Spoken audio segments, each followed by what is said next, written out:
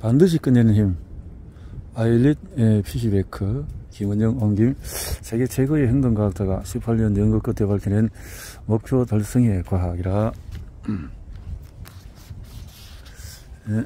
아일릿 피시베크, 시카고 대학교 부스 경영대학원의 제프리 브리큰리지 켈러 석자 교수로 행동과학과 마케팅을 담당하고 있다. 동기과학협회 회장을 역임했다. 비교적 최근에 등장한 학문인 동기과학은 목표를 달성하기 위한 세계적 인간 심리의 행동 등을 연구하는 것으로 저자는 이 분야의 세계적인 선두주자로 꼽힌다. 이스라엘 이집트 농장 키부츠에서 예전 시절을 보낸 저자는 자신만의 장난감 하나 없이 모든 것을 공동체와 공유하며 자랐다.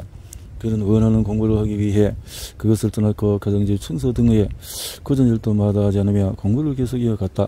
혼자 힘으로 살아가기 위해 최선을 다한 그는 이스라엘 텔아비브에서 심리학 박사까지 과정까지 매우 우수한 성적으로 마친 후에 미국 시카고 대학교에서 18년 동안 학생들을 가르치고 있다. 현재는 정신교수로 재직 중이다. 원하는 바를 이루기 위해서 끊임없이 노력해온 저자는 과학을 연구하여 노력의 올바른 방법에 비로소 정확히 이해할 수가 있었다. 이 책은 수많은 행동과학과 심리학 실험 사례를 통해 목표를 달성하는 방법에 관한 완전히 새로운 접근법을 보여줄 것이다. 새로운 접근법을 보여줄 것이다. 내가 이 책을 좋아하는 이유는 첫째로 작가를 꼽으시다. 목표 달성을 위한 작가.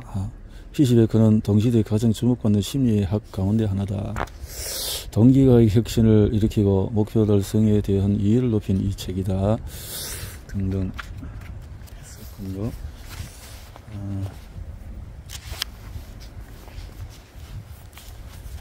반드시 끝내는 힘. 다니엘 기버트의 행복 권력. 우리는 목표 달성, 인생 특별한 책이다. 피시베크는 이 책을 통해 동기부여에 관한 탁월한 방법을 소개한다. 반드시 끝내는 힘. 반드시 get it done. 아일릿 피시베크. 반드시 피시베크죠. 인쇄가 2002년 8월 지난해에 나왔군요. 반드시 끝내는 사람들의 비결은 따로 있다. 루돌프 라스베이의 1785년 작품 하워젠 남작의 모험에 등장하는 남작은 온갖 기질을 발휘해서 말도 안 되는 허풍을 늘어놓는다. 남작은 실수로 다리에 던진 도끼를 되찾기 위해 쑥스자라는 공주리를 타고 다리에 올라갔다.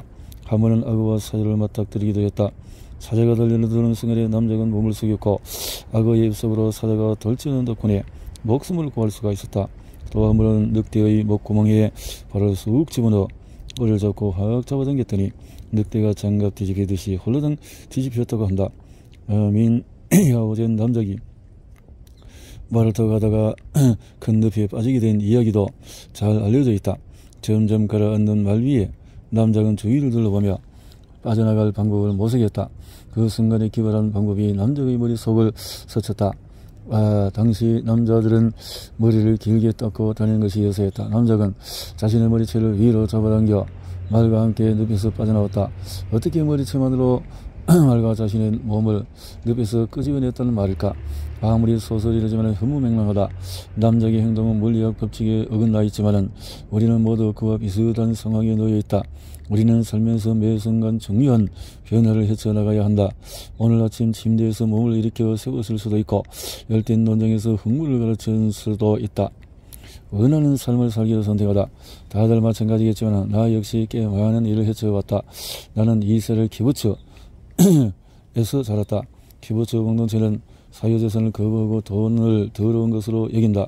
돈이 여러 사람 손을 거쳐 살기보다 이데올로기가 그랬다. 또 서로 가족이 아니었음에도 방뿐만 아니라 장난감과 옷가지 등 내 물건을 노려의 다른 아이들 과 공유했다. 현재 나는 시카고 대학교 경영대학원 교수로 재직 중이다. 대학교 사유재산에 부여된 기본 가치를 비롯해 자본주의 이데올로기 수용을 자랑스럽게 여긴다. 보통 키부츠는 1년간 일하면 학비를 대줬다 하지만 나는 그들이 권하는 일에 관심이 없었기에 대도시로 이주했다. 환경이 바뀌면 모든 것이 바뀐다. 소중한 것들을 지키거나 무엇을 이루는 삶을 살려면 노력해야 한다. 노력 없이는 조금도 나아갈 수 없다. 팬데믹 상황인 2020년에 나는 이 책을 집필하기 시작했다. 나 역시 여느 사람들처럼 불안했다. 스스로 동기를 부여하기 위해 집중이 안 되는 상황에서도 안간힘을 썼다. 몇 개월간 건강 직업, 아이들 교육, 하물며 친구와 커피를 마신 일까지 세상에 당연한 것은 없다는 사실을 깨달았다. 내 일을 사랑하지만 항상 의욕적으로 일하기란 어려운 일이다. 자발적인 동기부여에 관한 책을 쓰기 위해서 먼저 나 스스로 글을 쓰도록 동기를 부여해야 했다. 어떻게 자발적으로 동기를 부여할 수 있을까? 답은 간단하다. 환경을 바꿔야 한다. 만약에 심리학적, 사회학적, 경제학적을 한 동기에 모아놓고 동기부여 방법을 묻는다면 하나같이 환경을 바꿔야 행동을 바꿀 수 있다는 기본 원칙을 정답이라고 내놓아야 한다. 행동과학의 기본 원칙이며 동기과학 분야가 이룬 많은 발견의 기초가 된다. 동기과학은 비교적 최근에 등장한 학문이다. 하지만 개인 성장과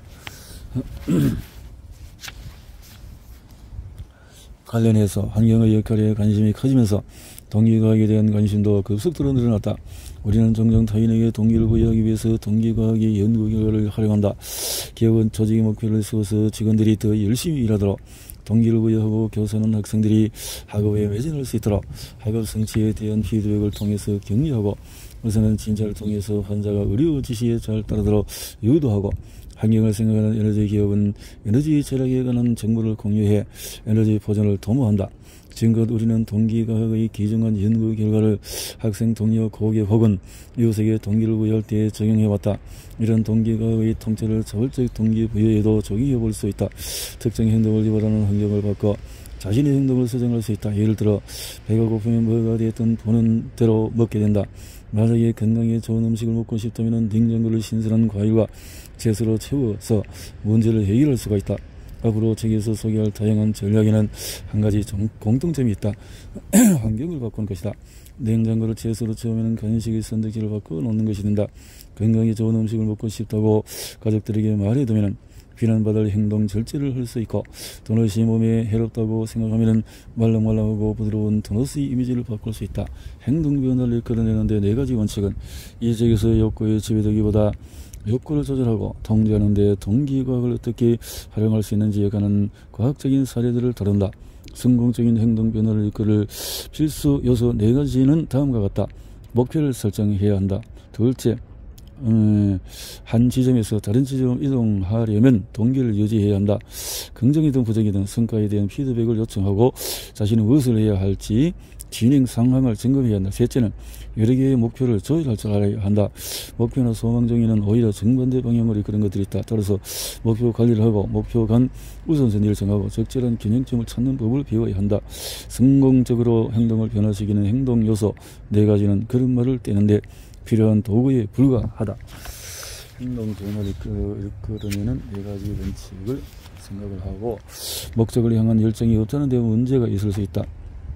이 책에서 사업에 걸쳐서 성공 레시피에 들어갈 각각의 재료를 신중히 다룰 예정이다. 사무부에서 목표를 수행하는 과정에 맞닥뜨리게 되는 위기 상황을 극복하는 방법을 다루고자 한다. 이 책을 통해서 우리가 가진 문제가 다양할 뿐만 아니라 한 가지 전략으로는 해결할 수 없다는 사실을 이해해야 할 수가 있다. 이 책은 동기과학의 원리를 우리 자신에게 적용해 보고자 건네는 초대장이다.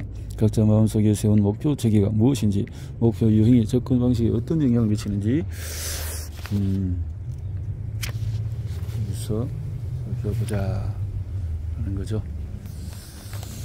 목표 설정의 기본 원칙에 대해서는 1차에서 목표 무엇을 실현하는 설계, 보상, 동기, 스스로의 동기부여, 중간 과정을 지나는 법, 부정적인 피드백으로부터 배울 수 있는 것들은 뭔가 목적 달성의 위기 관리는 선택과 집중, 말을 통제하는 법, 인내심, 또 혼자서 하는 거, 동기, 팀워크, 또 사회적인 관계 조건 이렇게 제목을 보면서 나오는 내용이 있네요.